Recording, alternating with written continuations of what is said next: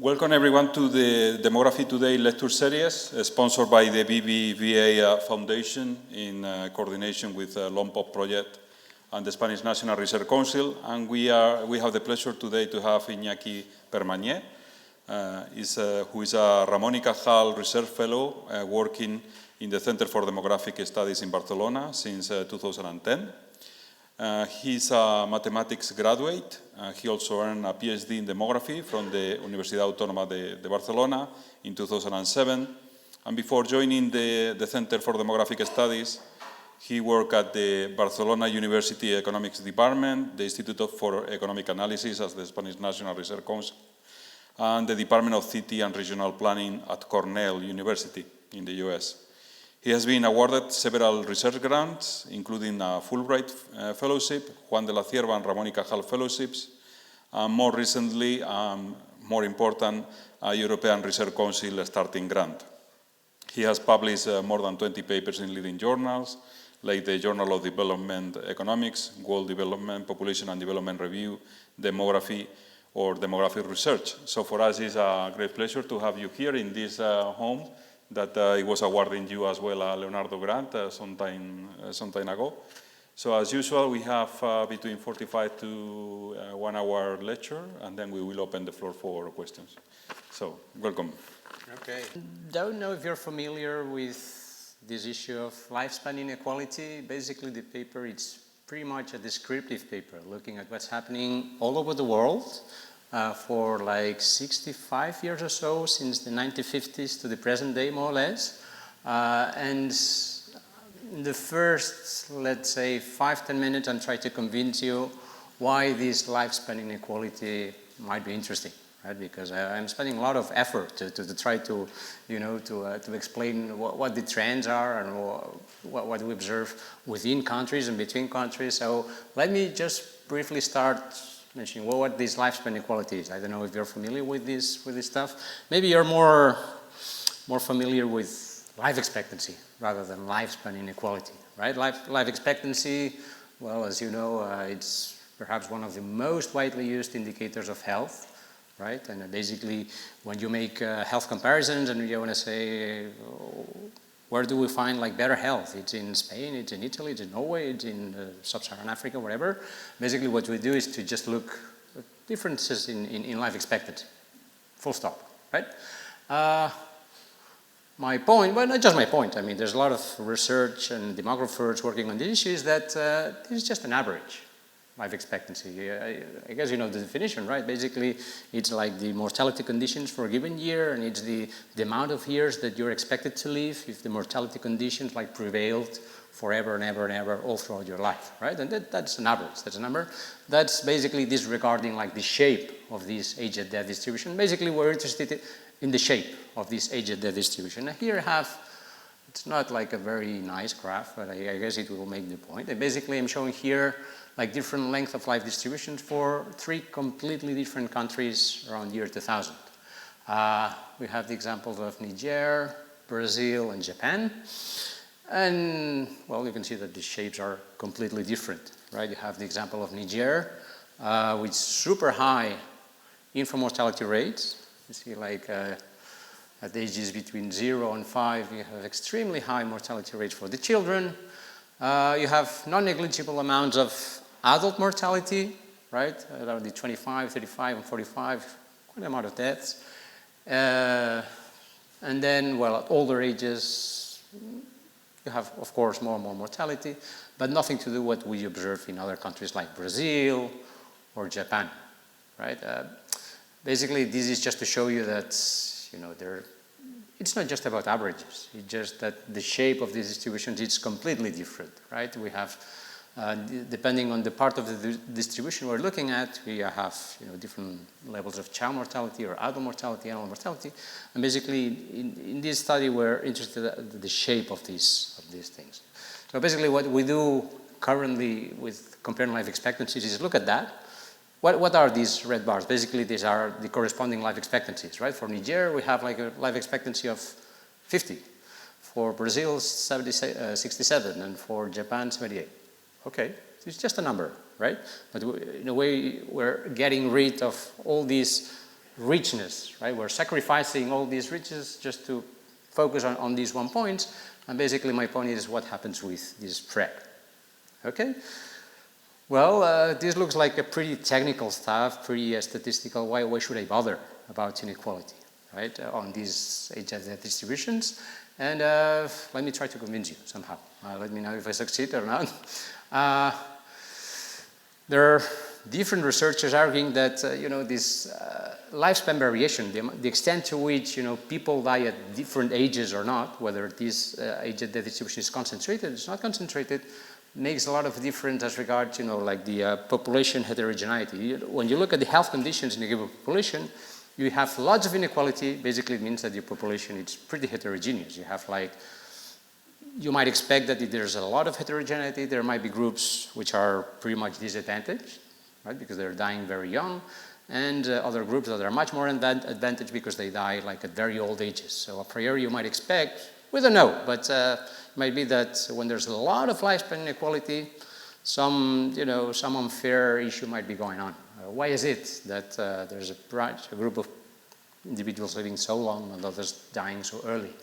Okay, so that might be one of the things, this underlying heterogeneity.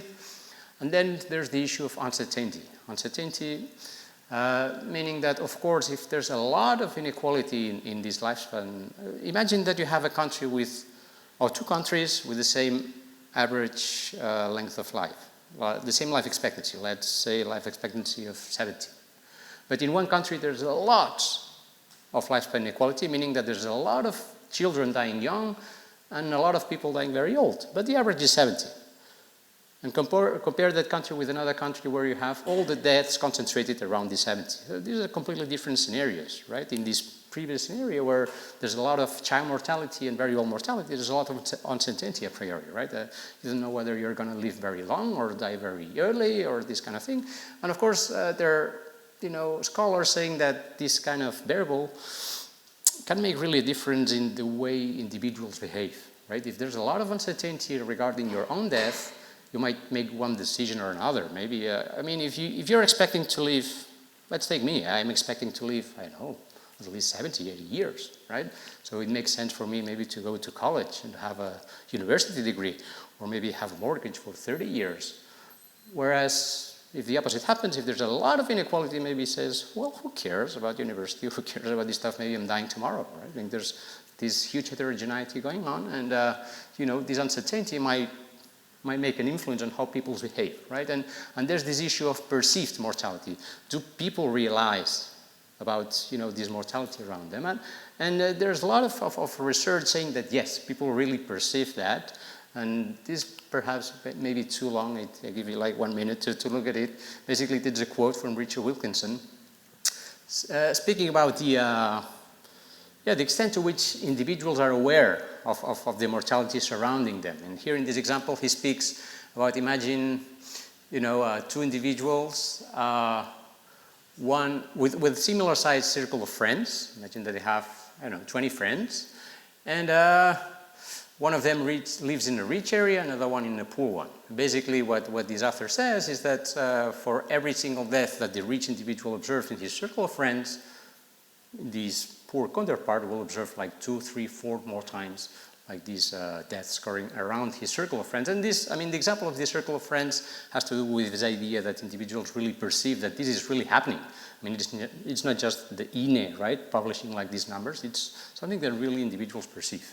Okay, so this is one of the reasons why looking at this lifespan variability might be important, right? Some very passionate about this topic say this is a crucial demographic variable that you really must master and know what's going on beyond life expectancy. Of course, life expectancy is super important, but it's also important as well to look at the shape of these age-adjusted distributions. Interpretation. How should we interpret these numbers, right? The extent of lifespan inequality.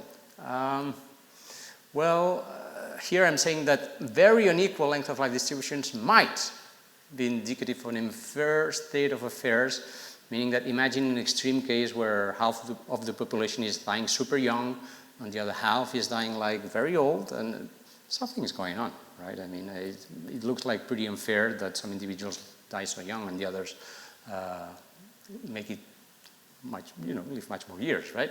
And well, this is an issue that for policy making purposes, if you keep track of this evolution of lifespan inequality, well, it might give you like a message, and that's what we're trying to find out in this project, right? Basically, when you observe like increases in lifespan inequality, basically there are two mechanisms. One of them is that the young are dying even younger, right? There's a lot of, this is what is observed, for example, in Mexico. In Mexico, you're observing like lots of very young people dying because of traffic, of drugs and all this violence and all this stuff. There you observe increase in lifespan inequality precisely because young people are dying a lot, much more than before, which of course is a negative outcome. But increase in lifespan inequality can take place because, well, just the older are living longer, right? I mean, they don't die, they just survive more and more and more, and this spreads like the age data distribution, this increases inequality, which here I say it's a positive outcome, question mark. Question mark, well, basically I'm saying that all the changes in these age data distributions, this is something that I have here in the first line, they are susceptible, to potential, they have the potential to raise ethical concerns. What if, let's say, you observe like the elder are dying later, but it's just the elder belonging to a higher socioeconomic group, let's say, and the others do not? Well, maybe, of course, overall the thing is improving, but there might be some unfairness in this process, right?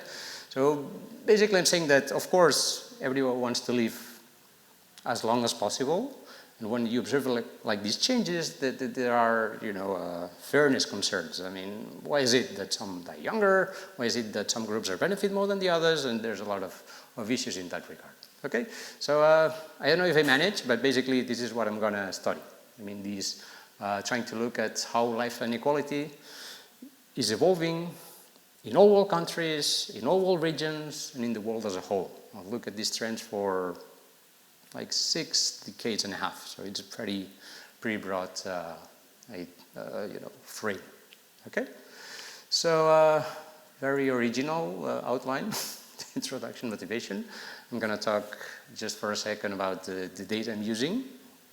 A few words about methods. This might be a little bit technical, but I think it's important to understand the kind of results I'm going to present you, because otherwise it's kind of strange numbers. Some empirical findings. Originally, I just had the idea of presenting results for, the world as a whole, but recently we got some results published for Spain, which I think are very interesting. So I'm going to spend like 5-10 minutes speaking about the Spanish case, which I think it's a very interesting one because it can be linked to this global narrative of what's going on with this lifespan inequality, and just finally some summary discussion. Okay, so as regards data, here we just basically take advantage of something called the World Population Prospects, which is, something that the United Nations is posting on their website, which is freely available, and this is fantastic. I mean, you can have a look at it, and you have life tables for all world countries since the 1950s, I think, to the present day, and they have their data on a 5-year basis. I think they have 1950, 1955, 60, 65. I mean, it's amazing. And they have taken care to fill all the data gaps. So basically, it's unbelievable, right? I mean, you have no missing country. Overall, you have like these 195 countries times 13 time periods. You have, more than 2,000 life tables. And for each of these life tables, basically, I'm looking at, how spread out are these different deaths. Are they concentrated or they are not? Okay?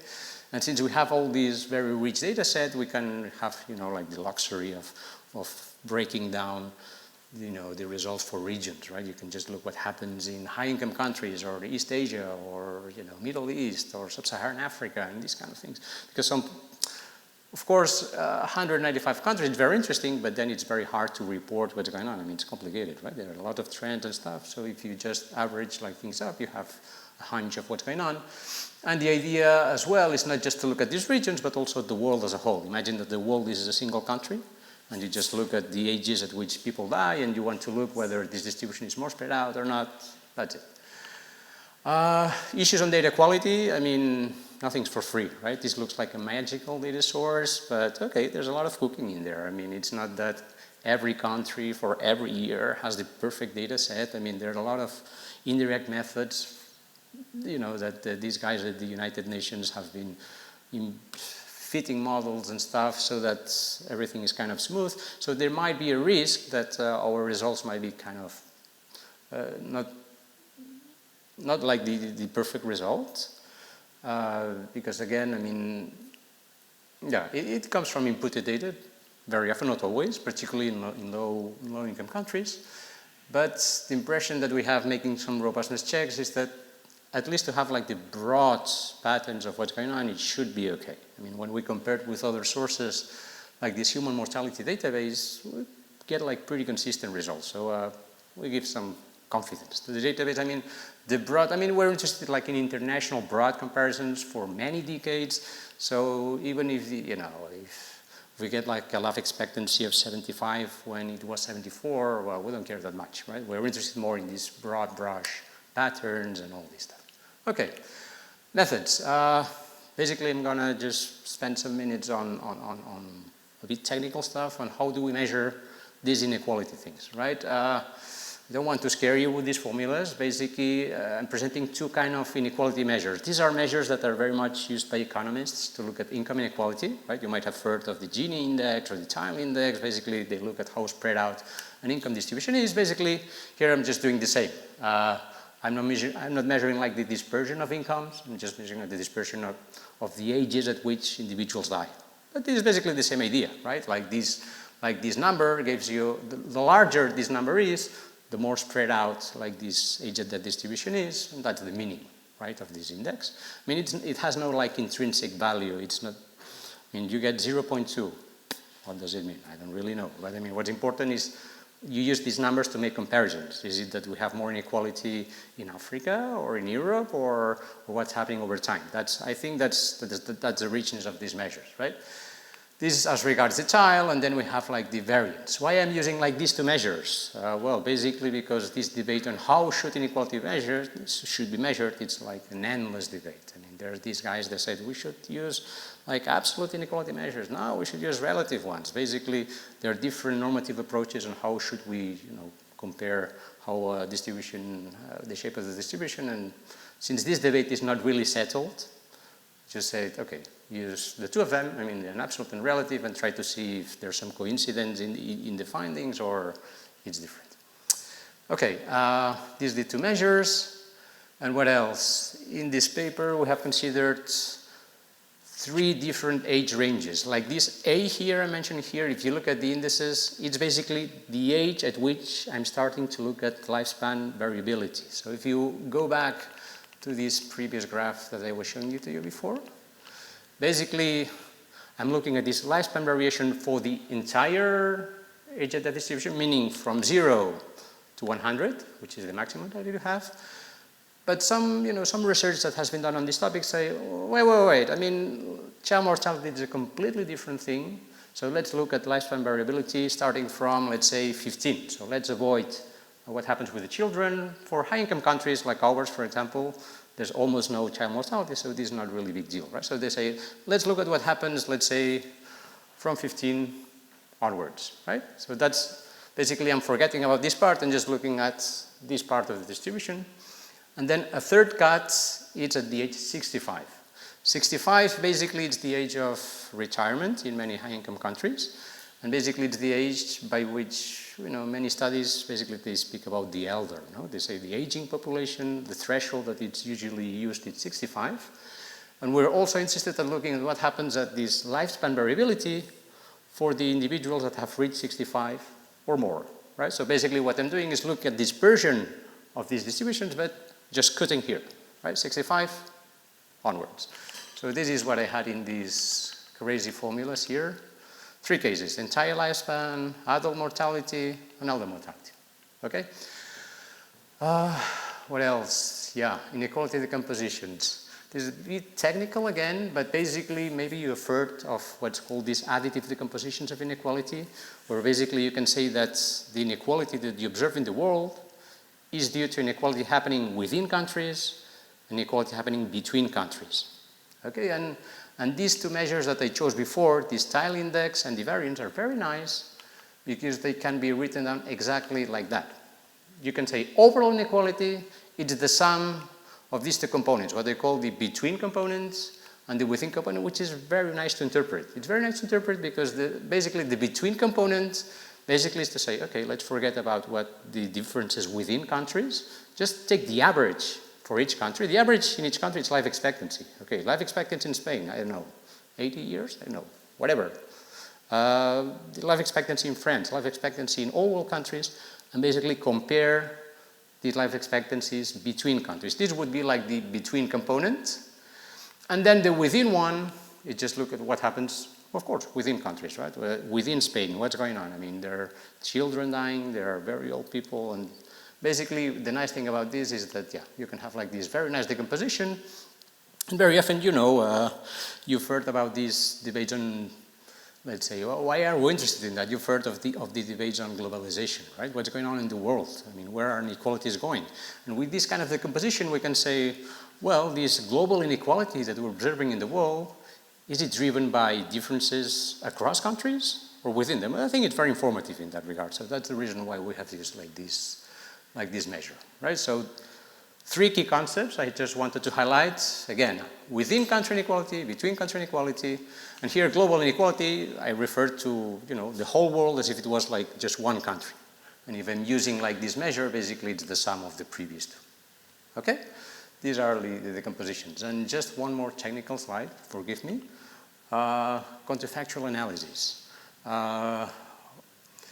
Basically, these previous lifespan inequality measures, here I write them like in this strange, very general form. Basically what I'm saying is that inequality, lifespan inequality in year T, it's a function, this F is a function of three different quantities. These quantities are the ST are the population shares. Basically, I'm looking whether I'm comparing like big countries like China or small countries like Andorra. This is like the population shares. This mu, it's like the average length of life, let's say like the life expectancy in a given country. And this is like the within country inequality, right? Basically, this decomposition comes from like the previous formula. Basically, when you look here at inequality, you see like the 3 ingredients. Basically, you have within country inequality, what's inequality in Spain, what's inequality in Italy, what's inequality in Russia, whatever. Here you have like the population shares, and here you have like the longevity levels. In the between components, I'm looking at average differences. So basically, all this is to say you that overall inequality is like a strange formula made up of 3 ingredients. Right? And these 3 ingredients have like a very clear meaning. It's population shares, longevity levels, life expectancy in the different countries, and within country inequality. And this is what, you know, inequality is made of. And the nice thing about, you know, having like this structure is that very often, you know, since we're looking at so many different countries for so many different years, these quantities are likely to have changed a lot during these decades, right? The population shares, look at China, I mean, it has grown incredibly. Look at India, it has increased incredibly. Sub-Saharan Africa, there are countries with huge population growth, meaning that these numbers might change a lot. Or not, I don't know. I mean, these are population shares, right? This is something which might change a lot over time. What about the mus? Mus are the country-specific life expectancies. What about life expectancies? Again, I mean, there have been increasing like crazy. There have been huge changes all over the world. And as regards lifespan inequality, well, maybe you don't know it, but it has decreased a lot. But the point is that since we have like these decompositions, we can try to disentangle which of these 3 ingredients is more important in driving like the changes in lifespan inequality. It's a way of decomposition analysis trying to say who's responsible, right, for this, you know, this evolution of lifespan inequality. So the reason why I'm using counterfactual analysis is this one. I'm asking myself, what would have happened to lifespan inequality in time 2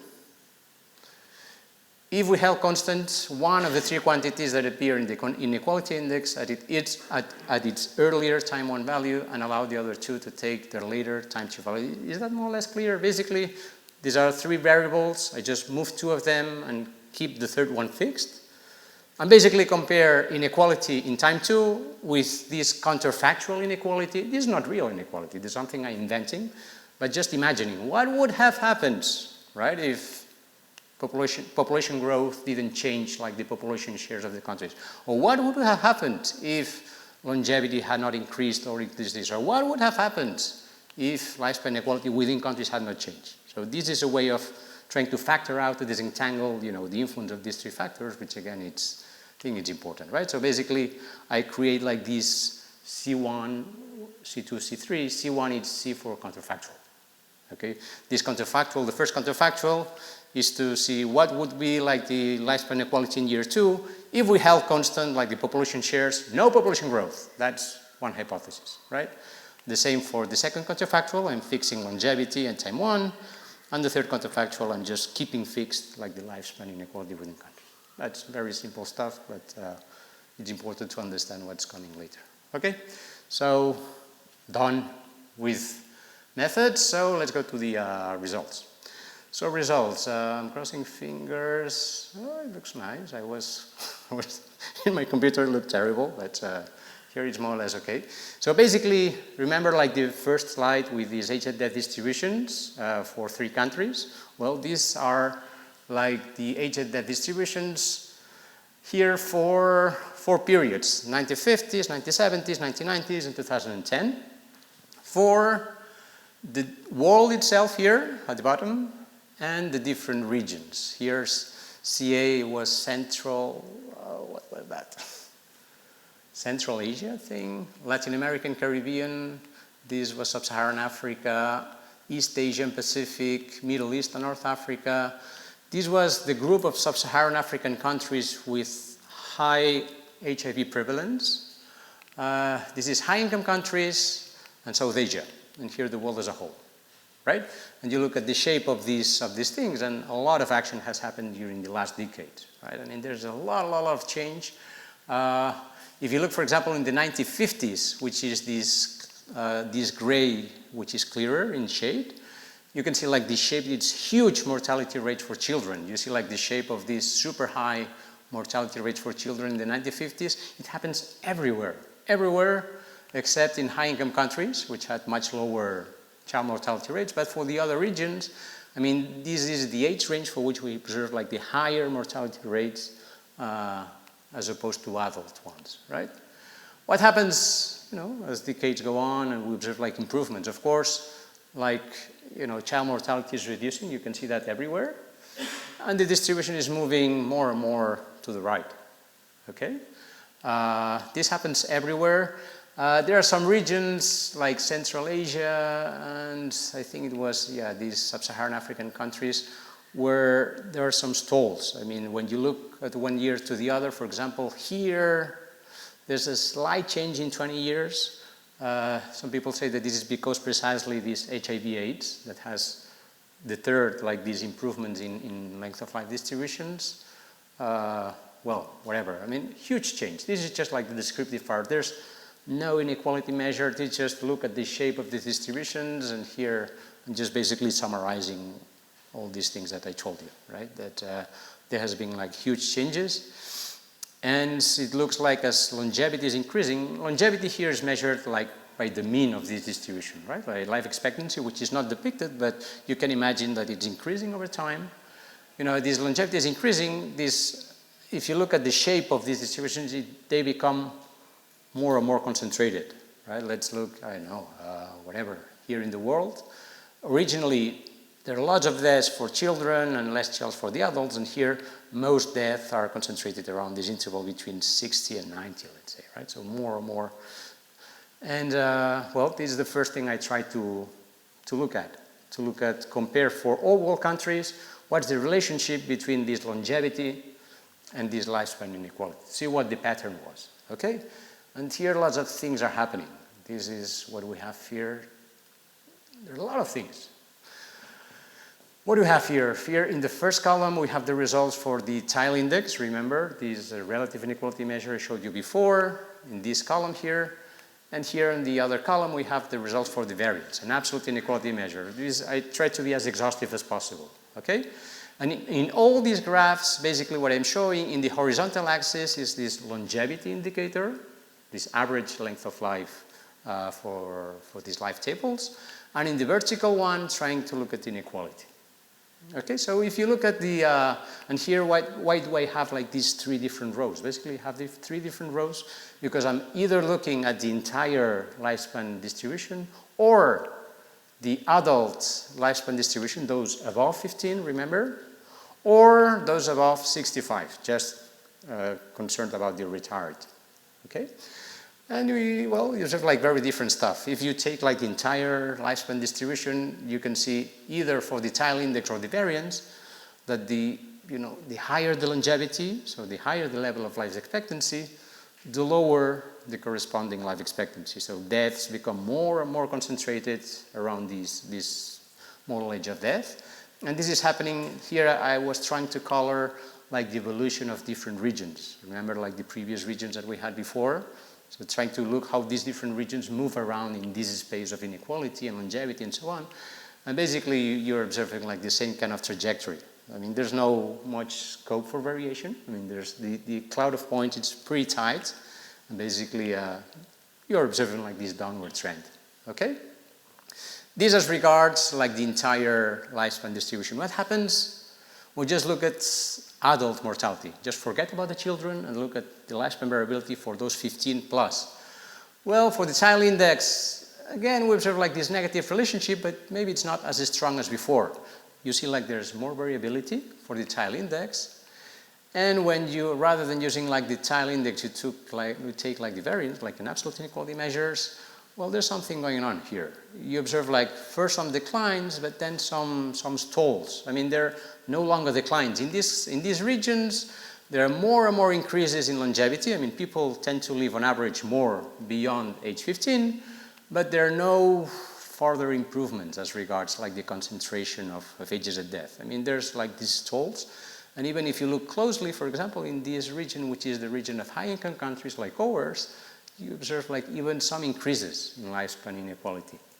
So something might be going on in these regions, right? So, but basically the takeaway message of this figure is that it's not that clear when you get rid of the child mortality, what are the trends for the future.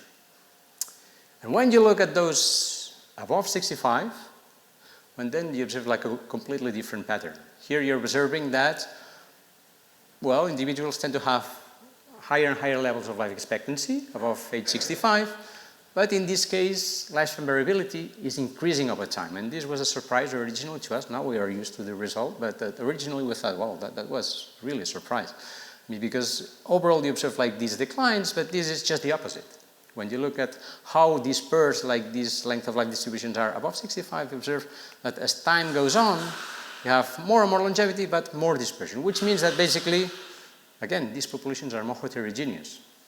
And I'm going to come back to this issue later because this has like lots of implications. Remember that in high-income countries, for example, I mean, higher and higher shares of the population are age 65 or plus. So this means that it's going to happen more and more, right? So basically this means that the elder population over time is becoming more and more heterogeneous, which of course has implications, okay? These as regards within country variations, what happens at the world level, taking all the countries together as if the world was just a single country. This is what we have. The same structure as before, the tile on one side, the variance on the other, the complete distribution here, lifespan above 15 here, lifespan above 65 here. Pretty much the same. I mean, in the previous slides, it was different. Remember in the previous slide, I was comparing inequality with longevity. Here it's slightly different. I'm just looking at inequality and time. I'm just looking over time, what's the evolution. I mean, this is a matter of taste. I wanted to use like different graphs because otherwise it looked like pretty much repetitive. But basically you observe like pretty much like the same story. When you look at the world as a whole, inequality either by the tile index or the variance is going down. You observe like this compression of the age of the distribution for the whole age range. When you look at adults, 15 or plus, there are initial reductions, but then woof, it tends to stall, right? Even for the variance, there's this stall and even some increase here and then decrease. So I think it's fair enough to speak about stalls here, that there's no increase nor decrease. And for those age 65 plus, for the world as a whole, increases in lifespan inequality, Again, as if the world was a single country. Okay, so I think this is, at least for me, pretty new results, very, very unexpected for my. And another surprising thing to me was, look at this legend here. The black curve is this overall length of life inequality. This dark gray is the within country component, and these triangles in the bottom are the between country component. Remember, I was telling you before about whether overall inequality is due to differences within countries or between countries. Well, these graphs tell you that basically when you have differences in lifestyle inequality, this is basically due to differences within countries. Okay? And if you do like the calculations, how much of the inequality can be attributed to within or between, you get that 90%. 90% of these differences in age and death distributions are explained by what happens within countries. So the action is really happening within countries. I think it's important here to emphasize that this is maybe like a statistical result to say that most of the variability in age and death is occurring within countries. This doesn't mean that inequality between countries is not important. Of course it's important. Maybe statistically it doesn't have like a big size as opposed to what happens. But it makes sense. It makes sense because when we're looking within countries, let's take Spain. I mean, you look at ages of death distributions, basically you're comparing like the death of a children, 0 ages of death, he died at age 0, and you're comparing like the death of a very old man of 100 years old. So there's like a wide range of variation.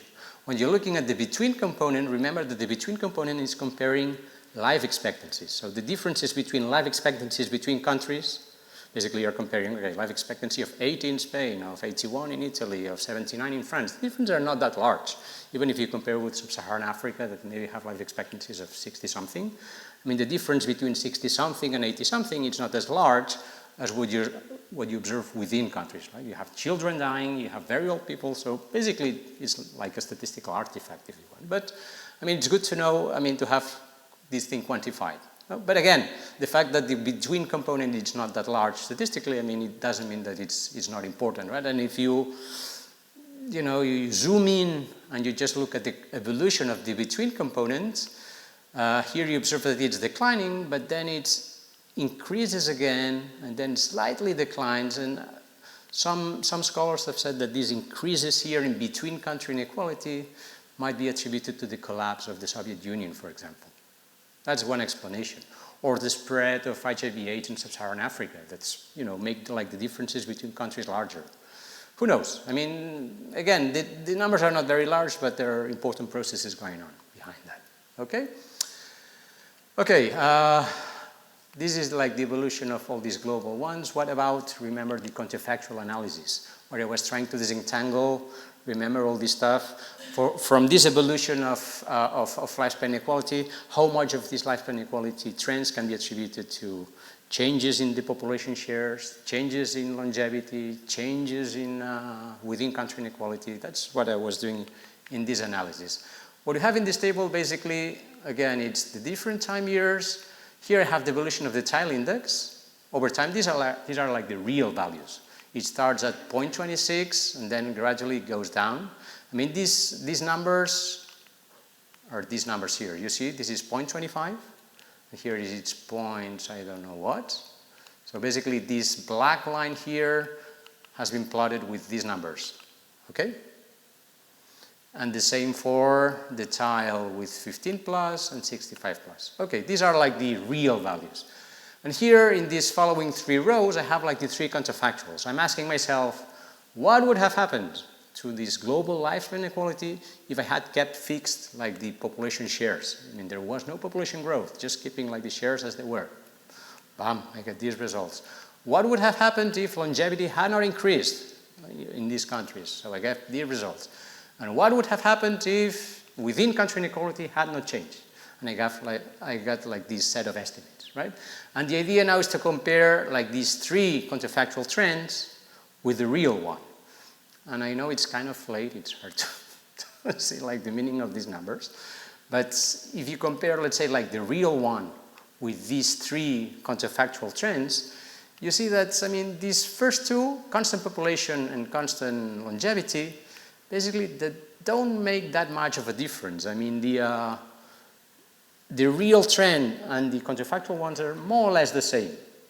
But if you look at this third one, when you keep fixed like this within country inequality at the years of 1950, basically you observe like a completely different trend. Here you observe not decreases but increases in lifespan inequality.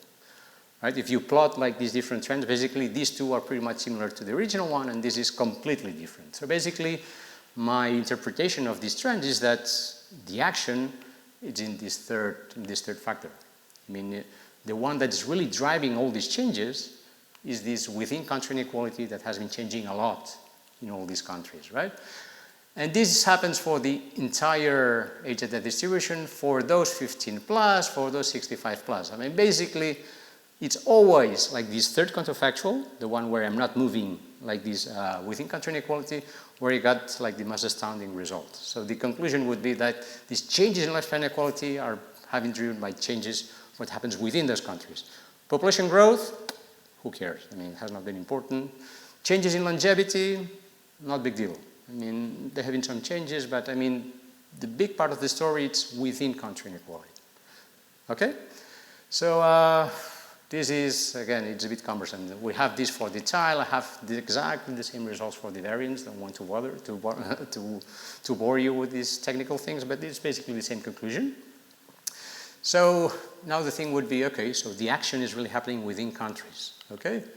So let's look at what happens in some of these countries. And this is some extra slides I present, like exciting new results that recently got published in Demography. I'm very excited about this. These are some results for Spain. We're interested in, okay, we observe like these trends and the action is happening within countries. Let's take Spain, a case that we know more or less well, and we have the data and everything. And here we wanted to look, okay, these lifespan inequality trends, what? Good afternoon. Good afternoon. What's explaining like these trends, you know, in lifespan inequality?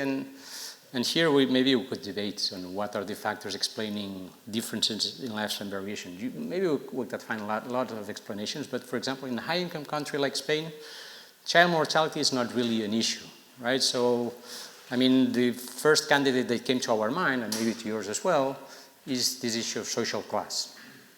Maybe you might be expecting that individuals, you know, with higher socioeconomic resources might live longer, might have more access to, you know, health facilities and all this stuff. Well, that's one of our candidates, right?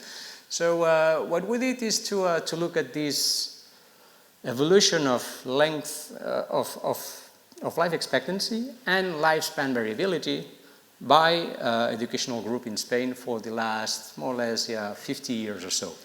So this is fresh result. This is something that's still not published, but it's about to be published in Demography. Basically here, remember like the previous age at death distributions, these are other examples of this age at death distribution. For the case of Spain, I'm sorry about the legend, it's not super clear. Basically we have 4 education groups. We have less than primary, primary, secondary, and university. Females on top, males at the bottom. Here we're comparing results for the 60s against the most recent ones. And here the same for males, okay? So what do we see? Not very clear, right? I apologize for that.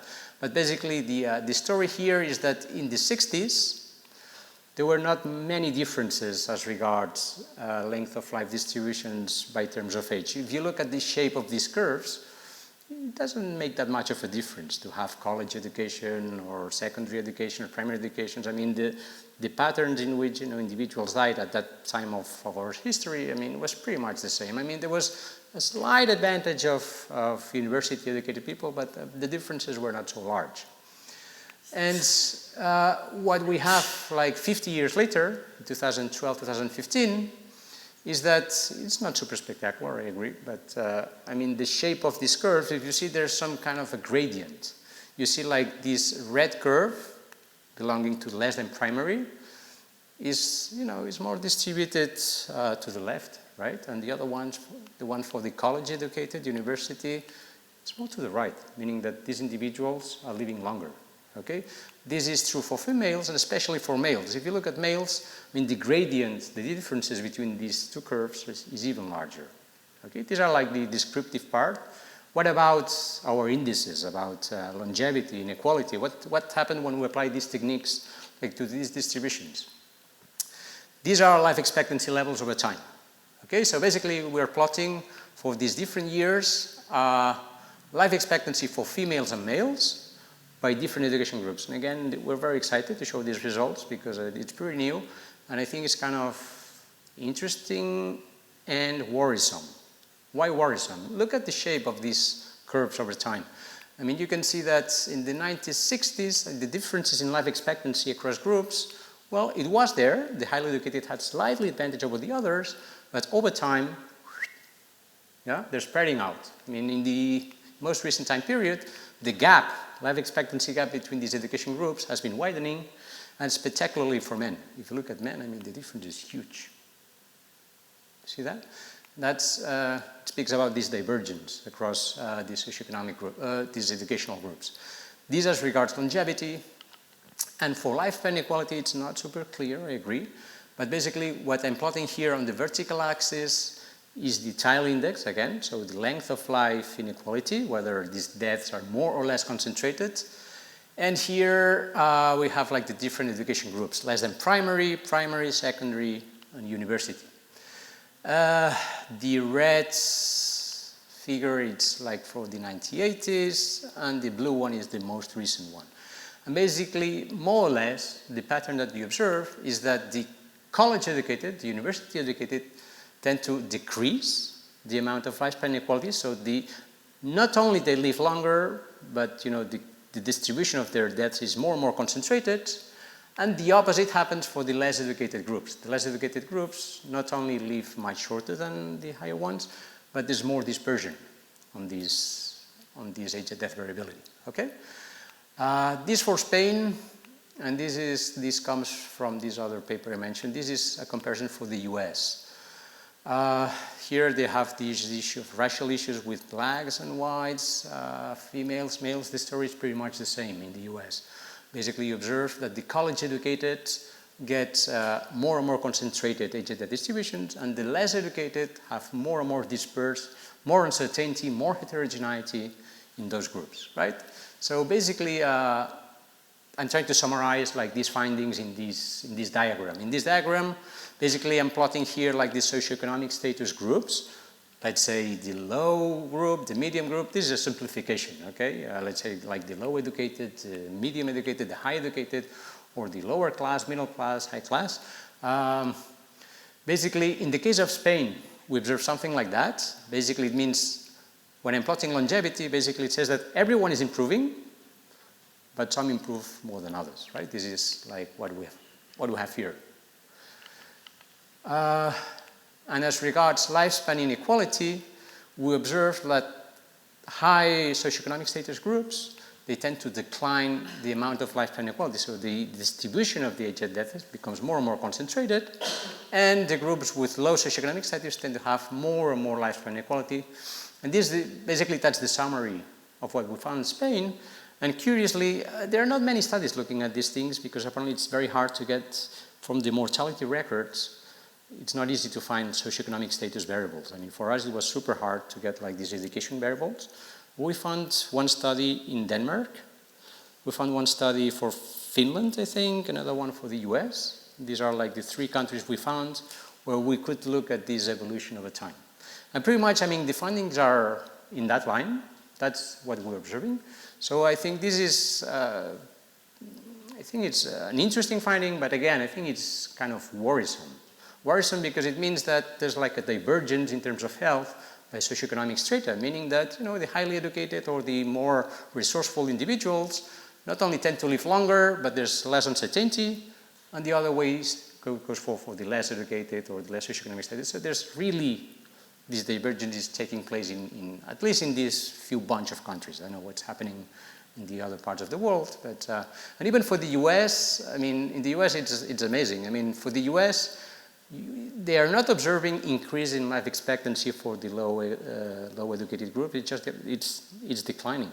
And if you have to draw like this line, it's not like this shape, but it's even going farther down. Rather than increasing, it's going down. The low educated in the US, because of drug abuse or whatever, I mean, have lower life expectancy. So it's even more divergent, patterns all over the world.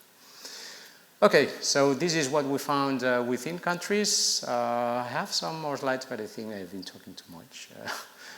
Then in the paper, we tried to look at what happens worldwide. I don't know, how much am I on time? I'm okay?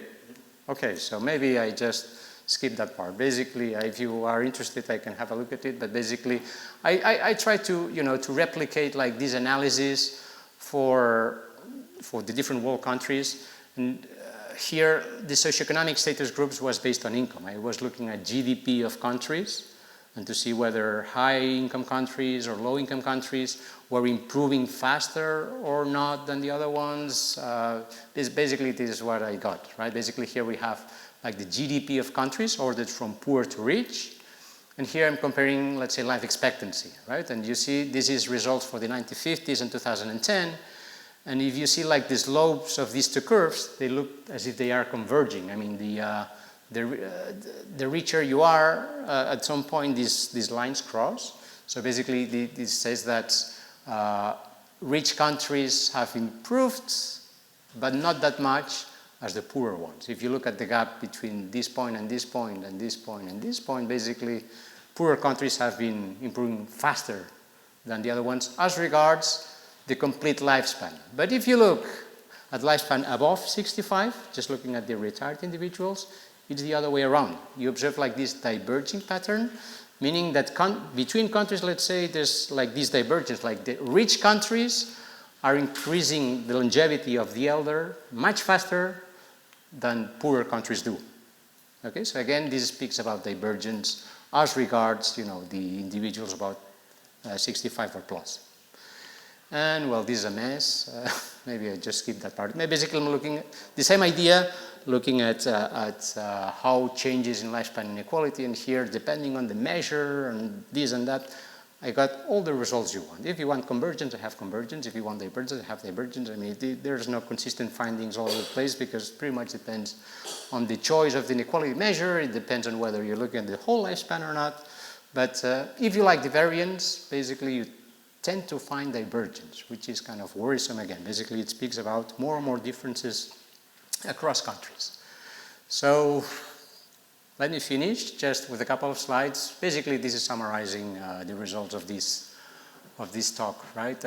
We have been observing like declines in overall lifespan inequality. Remember, overall taking the children and the very old, right? Like the shape of this distribution over time has been declining in the whole world, in all regions, in all countries, everywhere has been declining. If you don't care about child mortality and just look at adult mortality, 15 or plus, then the story changes. You observe like stalls. I mean, in spite this increase in longevity, the variation in this length of life inequality has not been improving. It has been pretty much stable.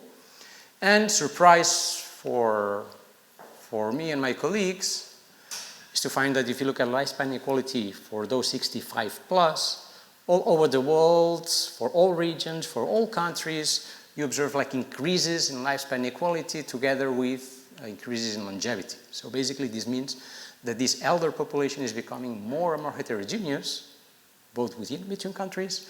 And of course this has implications as regards policy, right? I mean, you cannot treat like the elder individuals as a monolithic group. They are very different and they're more and more different over time, okay?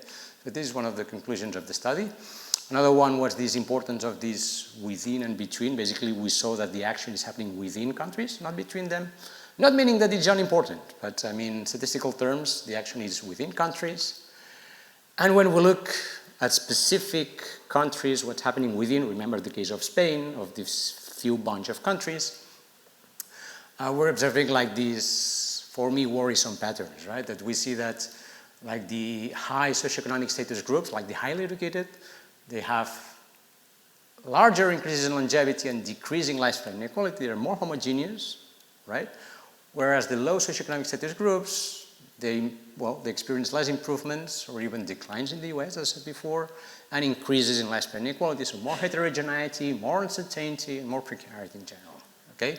So this speaks about this increasing health gradient across socioeconomic status groups within those countries, which again, I think it's something very important, and I shut up because I think it's been for too long, and thank you very much.